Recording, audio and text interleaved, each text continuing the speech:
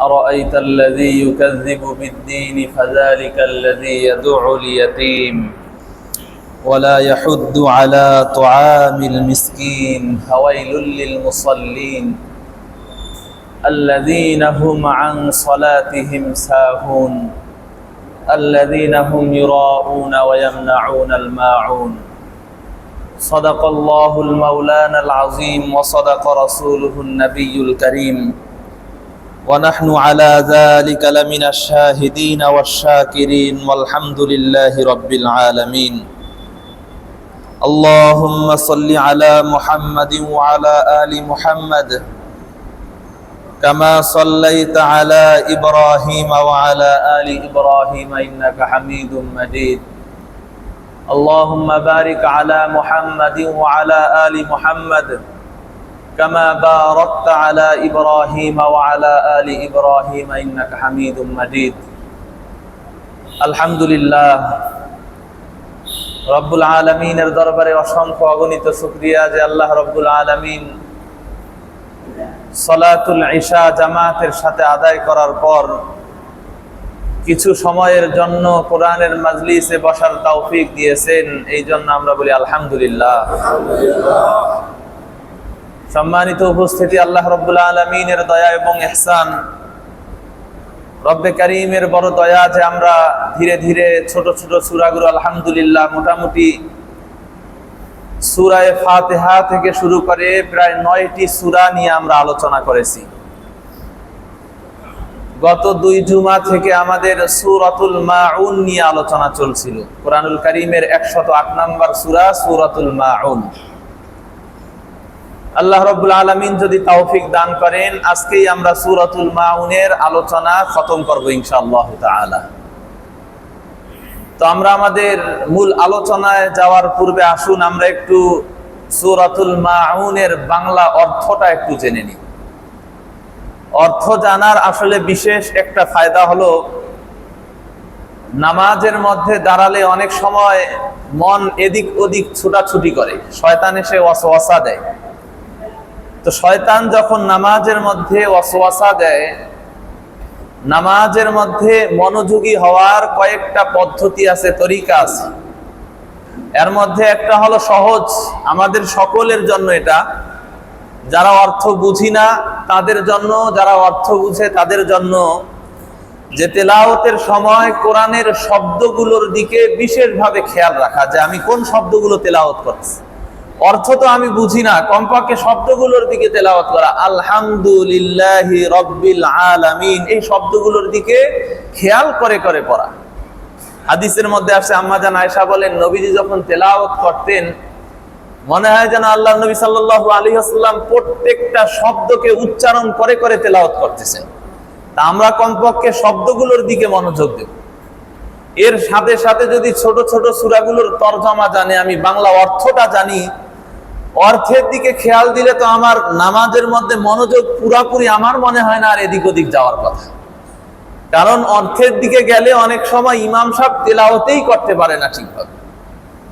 রমজান মাসে আমি তারাবি পড়াই, বিশেষ করে যখন কোরআনের মধ্যে বিশেষ বিশেষ ঘটনাগুলো চলে আসে, পুরা কোরআনের মধ্যে এই জায়গাগুলো পড়ানো, কারণ আমাদের দেশে তারাবি একটু দ্রুত পড়তে হয়, আস্তে আস্তে তো পড়া যায় না। তো একটু দ্রুত পড়তে গেলেই মনোযোগ অর্থের দিকে যায়, আবার ঘটনার দিকে চলে যায়। কারণ ছোট্ট একটা ঘটনা, লম্বা একটা ঘটনা অল্প কয়েক আয়াতে আল্লাহ বলে দিছেন। তো যখন এই অর্থের দিকে যায়, অর্থটা খেয়াল করতে করতে ঘটনার দিকে চলে যায়। আর যখন ঘটনার দিকে মনোযোগ যায় তখন তেলাওয়াত যে কোথায় থেকে কোথায় চলে যায় টেরও পাওয়া যায় না। এই জন্য এই জায়গাটা পড়া বড় কঠিন হয়ে যায়। যে বিষয়টা আমি বলতে চাচ্ছি, যে অর্থের দিকে একটু খেয়াল করে করে পড়লে নামাজের মধ্যে মনোযোগটা আরো বেশি মজবুত হয়। এই জন্য আমরা ছোট ছোট সূরাগুলোই আমাদের তাফসিরের মধ্যে নিয়ে আসছি, যেন কমপক্ষে অর্থগুলোর দিকে আমার জেহেনটা একটু হলেও যায়।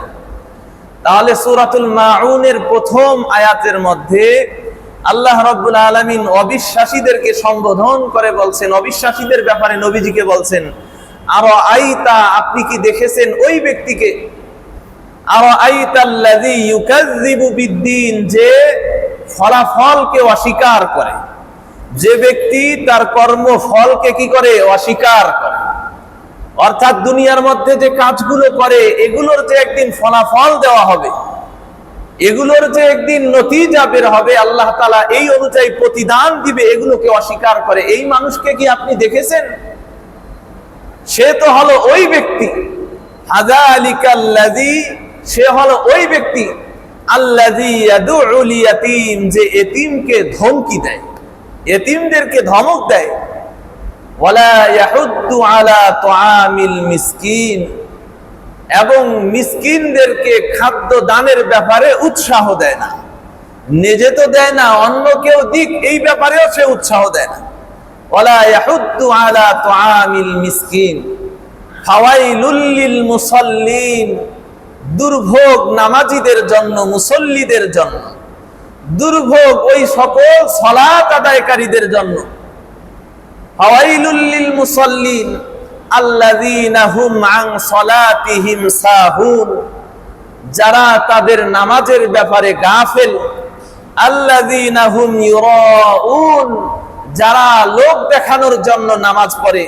ওয়া ইয়ামনাউনাল মাউন, মামুলি বিষয়গুলো, মামুলি বস্তু অন্যকে দেওয়া থেকে বিরত থাকে, বারণ করে। এই হলো আমাদের বাংলা সরল অর্থ।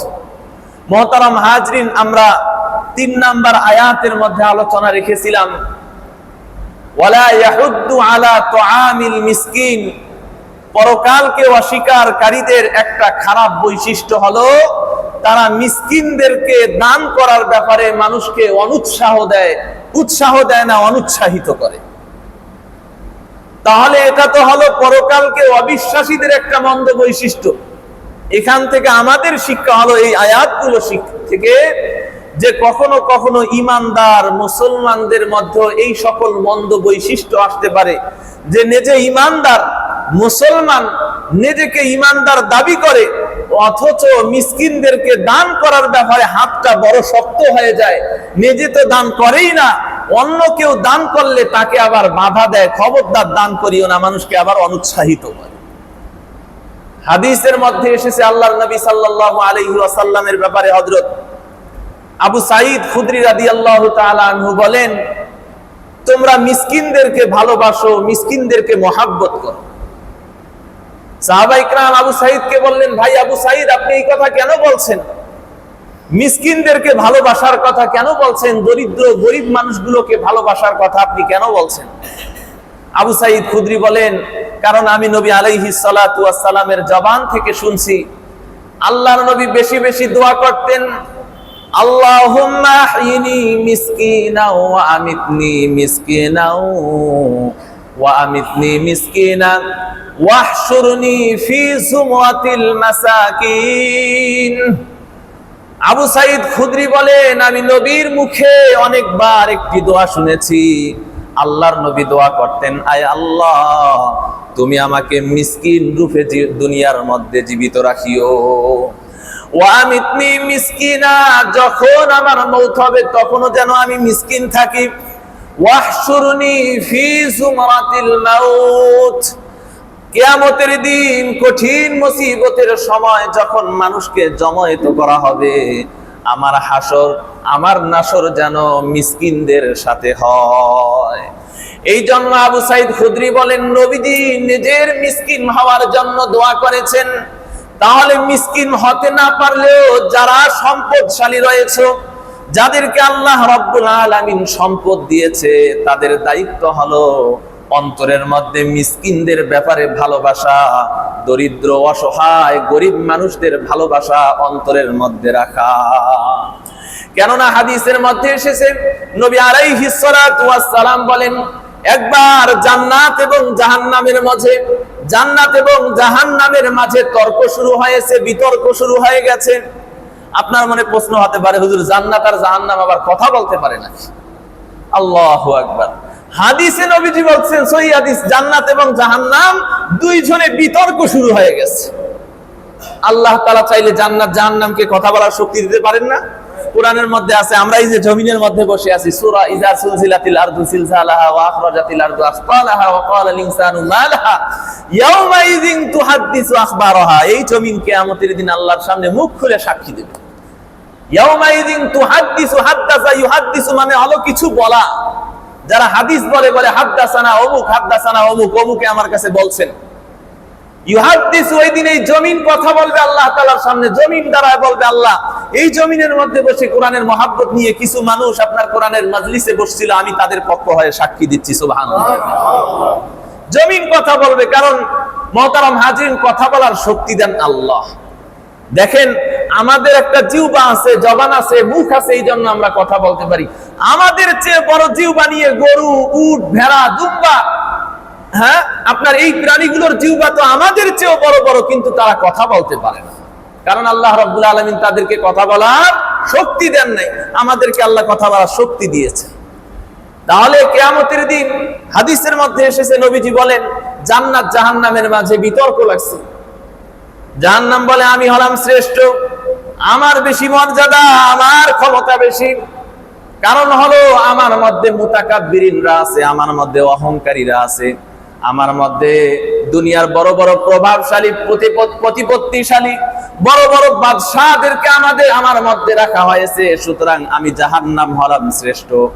এবার জান্নাত জাহান্নামকে ডাক দিয়ে বলে না না, তুমি শ্রেষ্ঠ নও, বরং আমি হলাম শ্রেষ্ঠ। কারণ হলো আমার মধ্যে দুআফা এবং মাসাকিনরা রয়েছে, আমার মধ্যে দুর্বল মানুষ এবং মিসকিনরা রয়েছে, সুতরাং তোমার চেয়ে আমার ফজিলত বেশি, আমার মর্যাদা বেশি। জান্নাত জাহান্নামের তর্ক লাগছে, জান্নাত জাহান্নামের মাঝে যদি দ্বন্দ্ব লাগে, এটা নিরসনের জন্য আল্লাহ ছাড়া অন্য কেউ নিরসন করতে পারে না। আমাদের দেশে দুই দলের যদি লড়াই লাগে, কে আসে? পুলিশ আসে। পুলিশ এসে না পারলে বিজিবি আসে, বিজিবিও যখন পারে না তখন র্যাব আসে, র্যাবও যদি না পারে সেনাবাহিনী চলে আসে। কিন্তু জান্নাত আর জাহান্নামের ঝগড়া লাগছে, এটা থামানোর জন্য আল্লাহ ছাড়া কোনো উপায় নাই। আল্লাহ রাব্বুল আলামিন বলে তোমরা থামো, আমি তোমাদের সমাধান দিচ্ছি। হাদিসের মধ্যে আসছে, আল্লাহর নবী বলেন আল্লাহ রাব্বুল আলামিন জান্নাতকে ডাক দিয়ে বলে ও জান্নাত, তুমি হলে আমার রহমতের বহিঃপ্রকাশ, যার প্রতি আমার বান্দাদের মধ্য থেকে যার প্রতি আমি রহম করতে চাই, যার প্রতি আমি দয়া দেখাতে চাই, তাকে আমি জান্নাতের মধ্যে জান্নাতের বাসিন্দা বানিয়ে তার প্রতি আমি রহম করি। আর জাহান্নামকে বলে ও জাহান্নাম, তুমি হলে আমার শাস্তির বহিঃপ্রকাশ, আমার বান্দাদের মধ্য থেকে আমি যাকে শাস্তি দিতে চাই, আমি তাকে জাহান্নামের মধ্যে নিক্ষেপ করে আমার ওই বান্দাকে আমি শাস্তি দিই, নাউজুবিল্লাহ। এবার আল্লাহ রাব্বুল আলামিন বলেন আমি জান্নাতকে পূর্ণ করব মিসকিন এবং দুর্বলদেরকে নিয়ে, জুআফাদেরকে দিয়ে, এবং আমি জাহান্নামকে পূর্ণ করব মুতাকাব্বিরিন, অহংকার অবাধ্য বান্দাদেরকে দিয়ে। মুহতারাম হাজিরিন, আপনার আমার মনে প্রশ্ন হয়, হুজুর মিসকিনদেরকে দিয়ে যদি আল্লাহ জান্নাত পূর্ণ করে, তাহলে টাকাওয়ালারা যাবে কোথায়? টাকাওয়ালাদের আর যাওয়ার সুযোগ আছে? তাহলে টাকাওয়ালারা তো নাউজুবিল্লাহি মিন যালিক সবাই জাহান্নামে চলে যাবে, আর আমরা যারা গরিব মিসকিন আমরাই সব জান্নাতে যাব। বিষয়টা আসলে এমন না। ওখানেই এই মিসকিনের ব্যাখ্যায় বলা হয় মিসকিন কাদেরকে বলা হয়।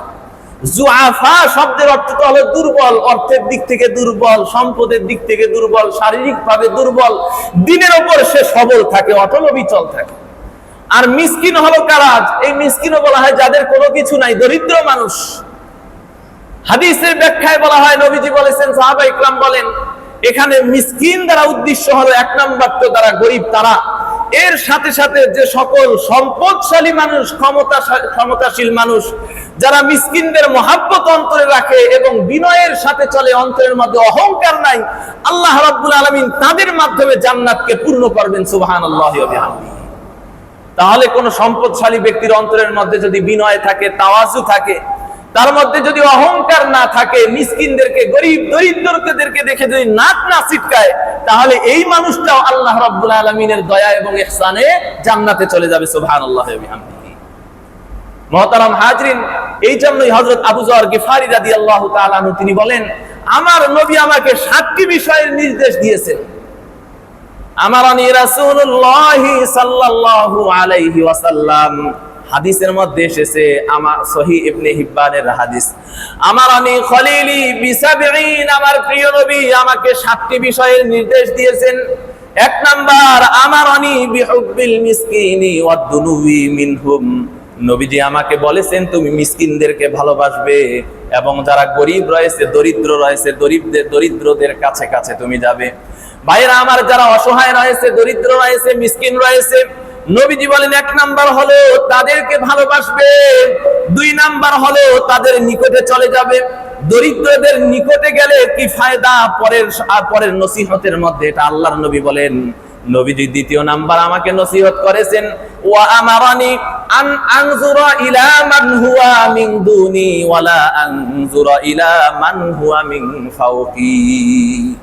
নবীজি 2য় নাম্বার নসিহত করতেছেন, আবু যর, দুনিয়ার দিক থেকে, সম্পদের দিক থেকে, জাগতিক দিক থেকে যেই মানুষটা তোমার চেয়ে নিচের স্তরে রয়েছে তার দিকে তুমি তাকাবে, যেই মানুষটা তোমার চেয়ে উঁচু স্তরে আছে তুমি তার দিকে খবরদার তাকাবে না।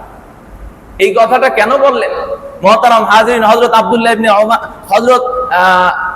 ইবনুল মুবারক রাহমাতুল্লাহি আলাইহি হাদিসের জগতে অনেক বড় একজন হাদিস বিশারদ ছিলেন, ইমাম বুখারীর উস্তাদ ছিলেন। বলা যায় যে হাদিস বর্ণনাকারী যারা আছে বেশিরভাগের উস্তাদ তিনি। কিন্তু আব্দুল্লাহ ইবনুল মুবারক রাহমাতুল্লাহি আলাইহি তিনি এক রাজ পরিবারে জন্ম নেওয়া সন্তান। তিনি বলেন, আমি এক সময় বসবাস করতাম শহরের সবচেয়ে অভিজাত এলাকায়। আমার অর্থ সম্পদের অভাব ছিল না, কারণ আমি রাজ পরিবারে জন্ম নিয়েছি। আমি পরবর্তীতে এসে শহরের সবচেয়ে নিচু এলাকা, বস্তি এলাকা, গরিব মিসকিনদের এলাকায় আমি বসবাস শুরু করে দিয়েছিলাম। উনি বলেন, আমি যতদিন এই অভিজাত এলাকায় থেকেছি আমার অন্তরের মধ্যে কোনো শান্তি ছিল না। কেন ছিল না? কারণ আমার শুধু মনে হতো, আরে আমার বাড়ির পাশের লোকটা 3 তালা বানাইলো, আমার মাত্র 2 তালা, কতদিনে আমি তারে কাটাবো? আমার পাশের বাড়ির লোকটা একটা 4 চাকার গাড়ি কিনলো, আমি এখনো মোটরসাইকেলে ঘুরি, কতদিনে আমি 4 চাকা কিনবো? এই যে প্রতিযোগিতা আর অস্থিরতা, এই অস্থিরতায় আমার জীবন শেষ হয়ে গেছে। আমি কখনো শান্তি পাইনি, আমি কখনো সুখ পাইনি। এরপর আমি যখন সাধারণ মানুষদের সাথে বসবাস শুরু করলাম, সাধারণ গরিব মানুষগুলোর সঙ্গে যখন আমি বসবাস করি, সকাল বিকাল শুধু না, আমার 24টা ঘন্টা অন্তরের মধ্যে শান্তি। আরে আমার পাশের বাড়িতে আমি দেখছি সে আজকে দুপুরে ঠিকভাবে খাবার পায় নাই, এটা নিয়েই তাদের তর্ক চলতেছে। আমি তো আলহামদুলিল্লাহ সকালে নাস্তা করছি, দুপুরেও খাইছি। এই জন্য আমার আল্লাহ তাআলা শুকরিয়া চলে আসে। আমি দেখি আমার পাশের বাড়ির মানুষের টিন নাই উপরে, আর আমি একটা ছাদ পিটা বাড়িতে থাকি, এটা তো তার চেয়ে আমি ভালো আছি, শুকরিয়া আসে। এই জন্য নবীজি আবু যরকে বলেন, ও আবু যর, ওয়ালা তানজুর ইলা মান হুয়া ফাওকাকা, যে তোমার চেয়ে উঁচু তুমি তার দিকে তাকাইও না, বরং যে তোমার চেয়ে নিচে আছে তুমি তার দিকে তাকাও। 2 নাম্বার নসিহতে তাকান। 3 নাম্বার নসিহত নবীজি আমাকে নসিহত করেছেন, ওয়ামারানি আল্লাহ আসআলা আহাদান। নবীজি বলেছেন, খবরদার তুমি কখনো ভিক্ষা করো না, ভিক্ষার হাত কখনো মানুষের সামনে বাড়াবা না। 4 নাম্বার নসিহত হলো, আল্লাহর নবী আমাকে নসিহত করেছেন, ও আবু বকর, তুমি তোমার আত্মীয়দের সাথে সম্পর্ক রাখবে। ওয়া আমারানি আন আসিলা রহিমি ওয়া ইন আদবারাত।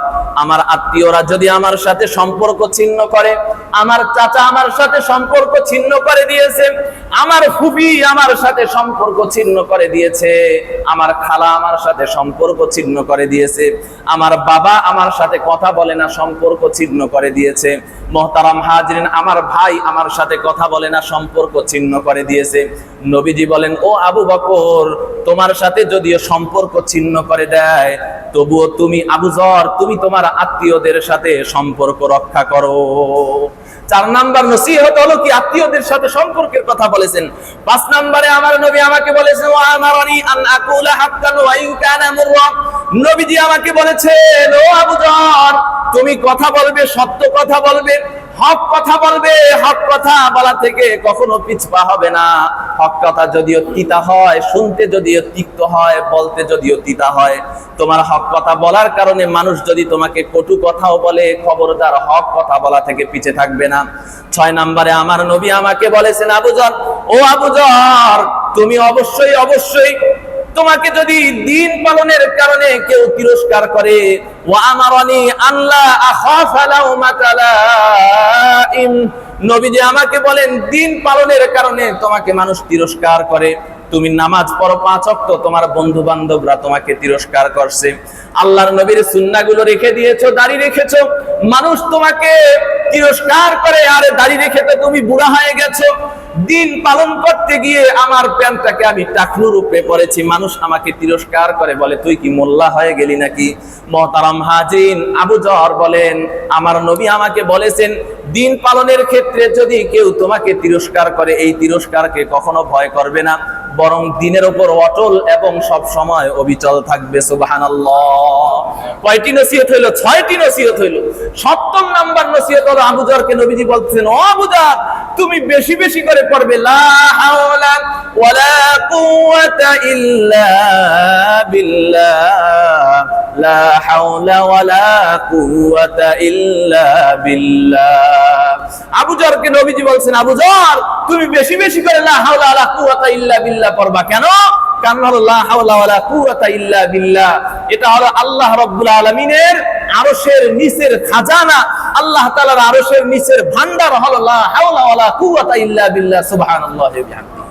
আপনি উঠতে বসতে বেশি বেশি করে বিপদে পড়েছেন, রোগাক্রান্ত হয়েছেন, মুসিবতগ্রস্ত হয়েছেন, বলুন লা ইলাহা লা হাওলা ওয়ালা কুওয়াতা ইল্লা বিল্লাহ। আল্লাহ রাব্বুল আলামিন সব মুসিবত থেকে পরিত্রাণ দান করবেন ইনশাআল্লাহ তাআলা। মুহতারাম হাজিরিন, আবু যর কি বলেছেন? নবীজি আমাকে নসিহত করেছেন, প্রথম নসিহত আমি যেন মিসকিনদেরকে ভালোবাসি এবং তাদের কাছাকাছি যাই। কেন? কোরআনুল কারীমের মধ্যে আসছে জান্নাতীরা জাহান্নামীদেরকে জিজ্ঞাসা করবে মা সালাকাকুম ফি সাকার, ও আমার সাকারের মধ্যে যে সকল জাহান্নামী এসেছো, আমার ভাইরা তোমরা জাহান্নামে কেন আসলে? সাকার নামক জাহান্নামে তোমরা কেন এসেছো? কোন বস্তু তোমাদেরকে এই জাহান্নামে আনলো? তারা বলবে আমরা 4টি কাজ করতাম, আমাদের মধ্যে 4টা দোষ ছিল। 1 নাম্বার লাম নাকু মিনাল মুসাল্লিন, সালাত আদায় করতাম না, নামাজ আদায় করতাম না।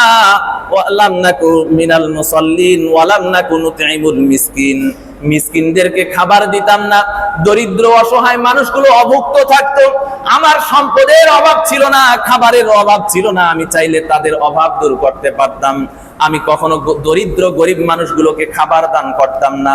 ওয়া কুন্না নাখুদু মাআল খায়িদিন, সমালোচনাকারীদের সাথে, যারা দ্বীনের সমালোচনা করে, যারা ইসলামের সমালোচনা করে, তাদের সাথে গলা মিলিয়ে আমিও সমালোচনা করতাম, আমিও দ্বীনের ব্যাপারে খারাপ মন্তব্য করতাম।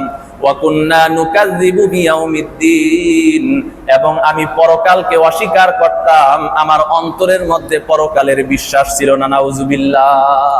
মুহতারাম হাজিরিন, জাহান্নামে যাওয়ার এটাও একটা কারণ যে মানুষ অসহায়, দরিদ্র, অভুক্ত যে মানুষগুলো আছে, যেই মানুষগুলো খাবার পায় না, এই মানুষগুলোর দিকে তাকাতে চায় না, তাদের অভাব দূর করার জন্য যে একটু দান সাদাকা করবে, এই কাজটা করতে চায় না। আল্লাহ রাব্বুল আলামিন বলেন জাহান্নামে আসার এটাও একটা কারণ। আর কাফের মুশরিক বেঈমানদের একটা অভ্যাস ছিল, তারা নিজেরাও গরিব দরিদ্রদেরকে দান করতো না, এবং অন্য কেউ দান করলে তারা সেখানে কি করত? অনুৎসাহিত করত। ওয়ালা ইয়াহুদ্দু আলা তুআমিল মিসকিন, মিসকিনদেরকে দান করার ব্যাপারে কি করত? অনুৎসাহ দিত। আমাদের 3 নাম্বার আয়াত চলে গেল। 4 নাম্বার আয়াত ফাওয়াইলুল লিল মুসাল্লিন, আল্লাহ রাব্বুল আলামিন বলেন দুর্ভোগ মুসল্লিদের জন্য, নামাজীদের জন্য। আল্লাযীনা হুম আন সালাতিহিম সাহুন, যারা তাদের নামাজের ব্যাপারে গাফেল। ভাইরা আমার, এই আয়াতটি মূলত মুনাফিকদের ব্যাপারে আয়াতটি অবতীর্ণ হয়েছে। নবী আলাইহিস সালাতু ওয়াস সালামের জামানায় কিছু মানুষ ছিল যারা নবীজির সামনে আসতো, যখন এসে বলতো ইজা জাআকাল মুনাফিকুন ক্বালু নাশহাদু ইন্নাকা লা রাসূলুল্লাহ। যারা আরবি গ্রামার বুঝে তারা বুঝবে এর অর্থটা কেমন। ক্বালু, তারা বলতো ইন্নাকা লা রাসূলুল্লাহ, অবশ্যই অবশ্যই, নিশ্চয় নিশ্চয়, কোনো সন্দেহ নাই আপনি আল্লাহর রাসূল। নবী সাল্লাল্লাহু আলাইহি ওয়াসাল্লামের সামনে এসে তারা একদম এমন ভাবে সাক্ষ্য দিত, মনে হতো যে তাদের কথার মধ্যে কোনো ধরনের সন্দেহ কিংবা সংশয় নেই। কিন্তু এই মানুষগুলো অন্তর থেকে নবীকেও মানতো না, দ্বীনকেও মানতো না, কোরআনকেও মানতো না। তারা যখন আড়ালে যাইতো, গোপনে যখন যাইতো, কাফের মুশরিক বেঈমানদেরকে বলতো আরে আমরা আপনাদের সাথেই আছি, মদিনার মধ্যেই মুহাম্মদ এবং তার সাঙ্গপাঙ্গ যারা আছে, এই জঙ্গিগুলোকে দমন করার জন্য তোমরা যা করবা, তোমাদেরকে সর্বাত্মক সহযোগিতা করার জন্য আমরা মদিনা থেকে প্রস্তুত আছি। এগুলো হলো মুনাফিক। এরা হলো কি মুনাফিক। মদিনার মধ্যে বাস করত, নবীর সামনে গিয়ে মাথা নিচু করে বলতো নবীজি আপনাকে আমরা মানি, আপনি নবী, এর মধ্যে কোনো সন্দেহ নেই, কত সাহায্য দরকার তাও দিব, কিন্তু পেছনে গিয়ে আবু জেহেলদেরকে বলতো, ও আবু জেহেল, মদিনার মধ্যে মোহাম্মদ এবং এই যত জঙ্গিপনা আছে এগুলো সবগুলোকে বের করার জন্য তোমরা যা করবা তোমাদেরকে আমরা সর্বাত্মক সাহায্য করব। এরা হলো নামে মুসলমান, হ্যাঁ, তাদের প্রয়োজনে তারা নবীজির কাছে যায়, নবীজির দরবারে যায়, মসজিদে যায়, নামাজ পড়ে, কিন্তু তাদের অন্তরটা পড়ে থাকে কাদের সাথে? মুশরিক বেঈমানদের সাথে। আব্দুল্লাহ ইবনে উবাই ইবনে সুলুল এদের লিডার ছিল। নবীজি আসার আগে সে মদিনার মধ্যে একটা ভালো নামকরা মানুষ ছিল। নবীজি আসার পর সে দেখছে, আরে মোহাম্মদ আসার কারণে এখন সবাই মোহাম্মদের কাছে যায়, আমার দিকে কেউ আসতে চায় না, আমার বুঝি নেতৃত্ব শেষ হয়ে গেল, এই জন্য কোনোভাবেই সে নবীকে মানতে রাজি না। এই মুনাফিকরা নবীজির সামনে আসলে এই লম্বা লম্বা নামাজ দেখায়, কিন্তু আসলে এরা নামাজের মধ্যে যে দাঁড়ায় পুরাটাই হলো লোক দেখানোর জন্য, আল্লাহর জন্য তারা নামাজ পড়তো না। এদের ব্যাপারে আল্লাহ রাব্বুল আলামিন আয়াত নাযিল করে দিয়ে বলেন, ফাওয়াইলুল লিল মুসাল্লিন, দুর্ভোগ এই মুসল্লিদের জন্য, আল্লাযীনা হুম আন সালাতিহিম সাহুন, যারা তাদের নামাজের ব্যাপারে গাফেল, আল্লাযীনা হুম ইউরাউন, যারা লোক দেখানোর জন্য কি করে? নামাজ আদায় করে।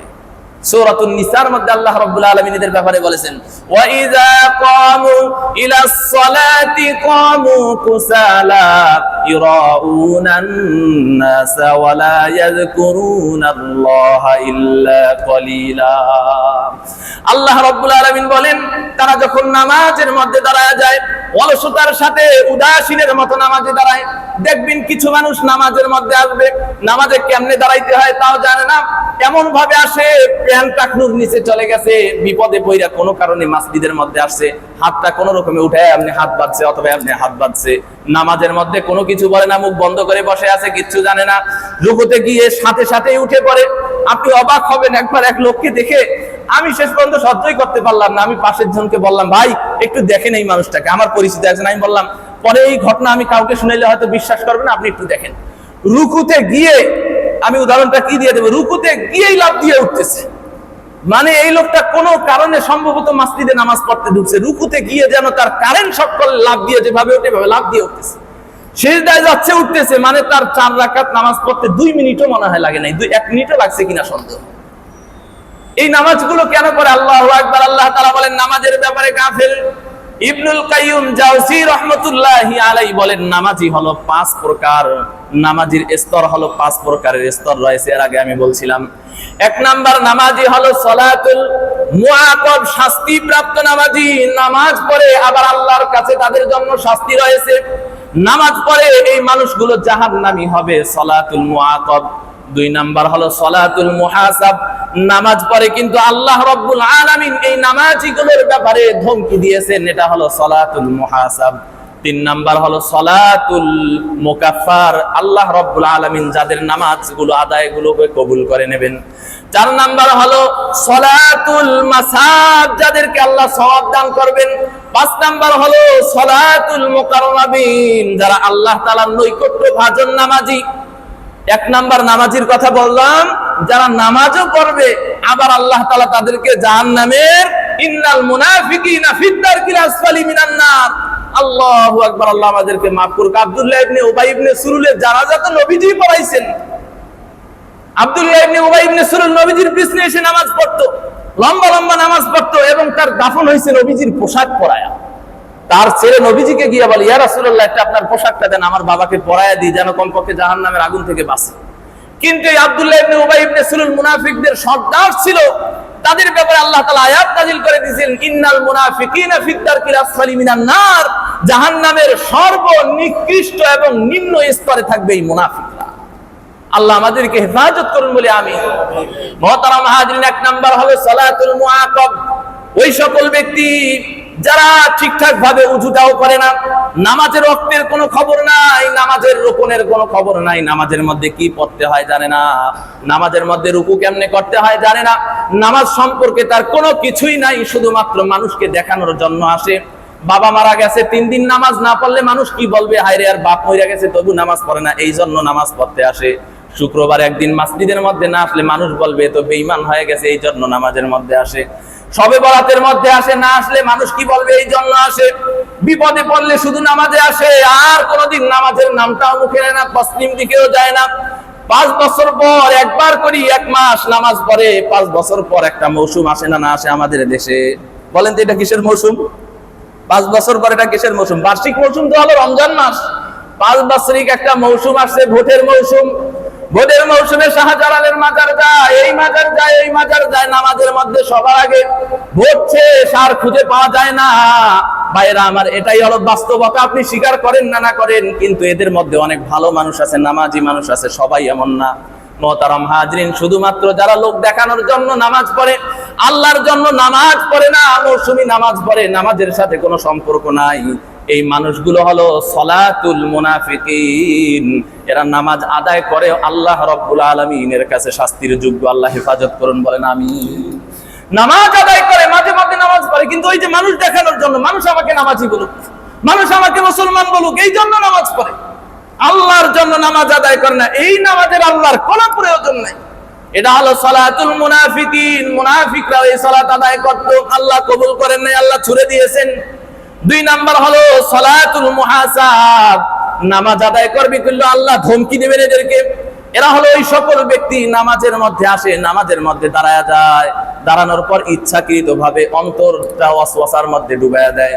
নামাজের মধ্যে দাঁড়ানোর পর দোকানের হিসাব শুরু করে দেয়, নামাজের মধ্যে দাঁড়ানোর পর বাড়ির হিসাব শুরু করে দেয়, নামাজের মধ্যে দাঁড়ানোর পর মাদ্রাসার হিসাব শুরু হয়ে গেছে, মাদ্রাসার কয়জন ছাত্র উপস্থিত আছে, কয়জন উপস্থিত নাই, আমি নামাজে দ্বারা এই চিন্তা শুরু করে দিছি। মোহতারাম হাজরিন, এমন চিন্তা আসার পর এর মধ্যেই যদি আমি মশগুল থেকে নামাজটা শেষ করি, তাহলে এই নামাজ আদায় করা সত্ত্বেও আল্লাহ রাব্বুল আলামিনের ধমকি খাওয়া লাগবে। আল্লাহ তাআলা এই সকল নামাজিকে কি দিবেন?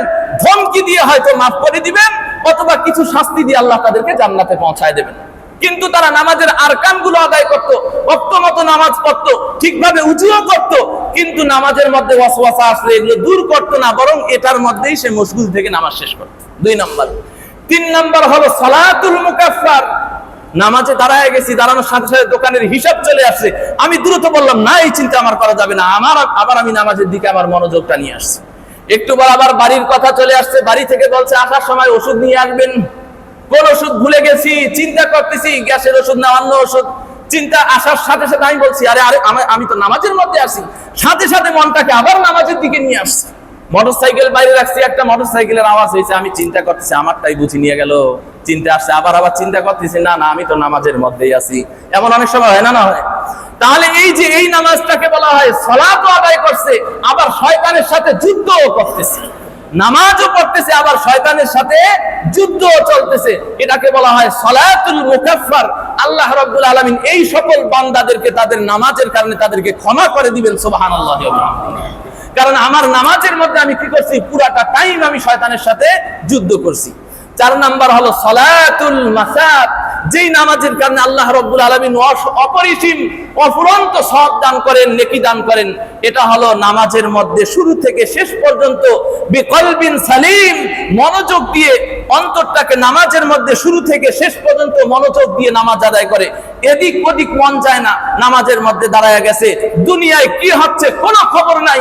এটা হলো সালাতুল আউলিয়া, ওলিদের নামাজ। তারা যখন নামাজে দাঁড়ায় যায়, তাদের মনোযোগ আর কোনো দিকে যায় না। আল্লাহ রাব্বুল আলামিন এই নামাজীদেরকে শুধু সওয়াব আর সওয়াব, সওয়াব আর সওয়াব দান করেন, সুবহানাল্লাহি ওয়া বিহামদিহি। ছোট্ট একটা ঘটনা বলি, যদিও সময় শেষ।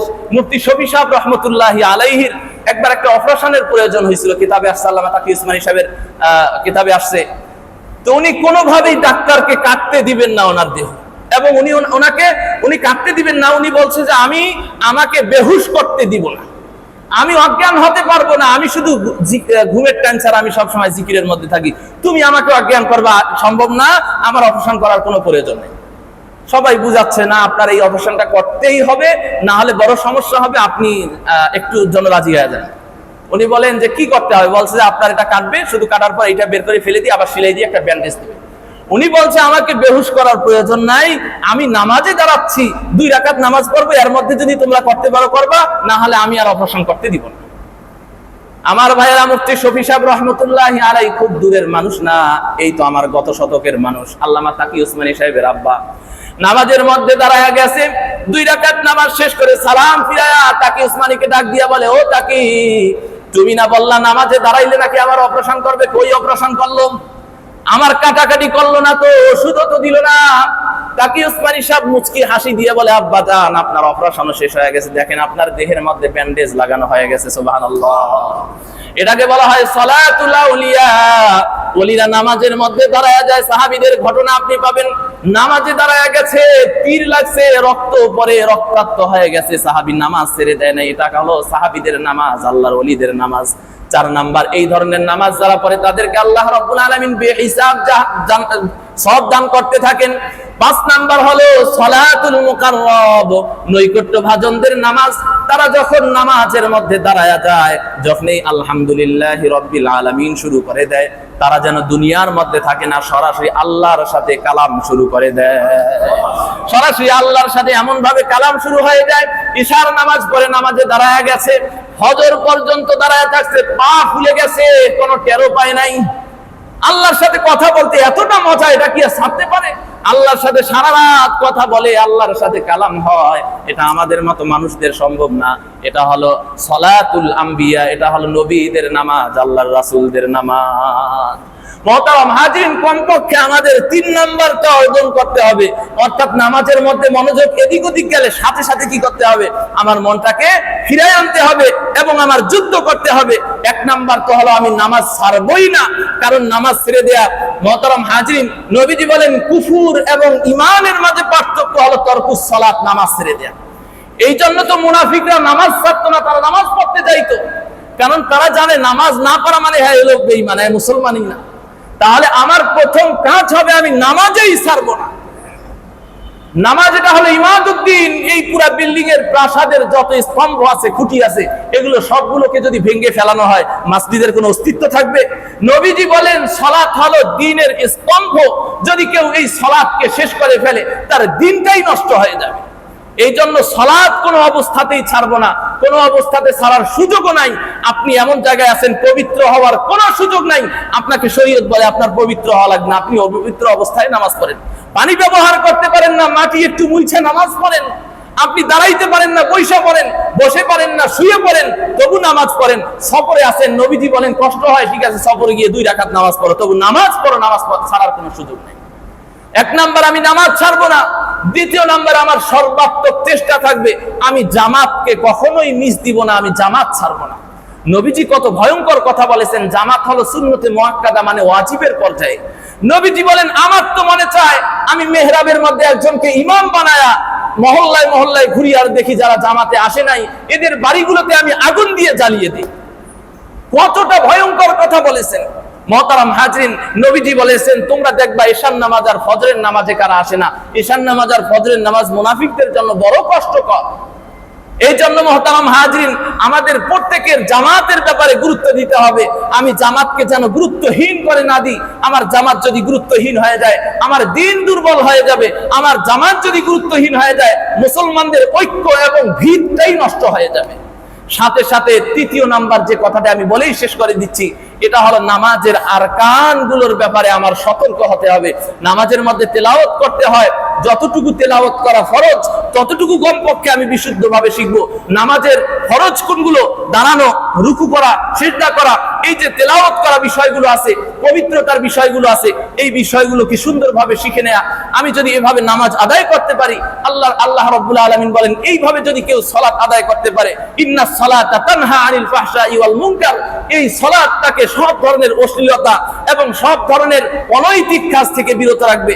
আল্লাহ রাব্বুল আলামিন আমাদেরকে মুমিনদের মতো, আল্লাহ রাব্বুল আলামিনের প্রিয় বান্দাদের মতো সালাত আদায় করার তৌফিক দান করুন সকলে বলে আমিন। ওয়া আখিরু দাওয়ানা আলহামদুলিল্লাহি রাব্বিল আলামিন। সকলে দরুদ শরীফ পড়ে আল্লাহ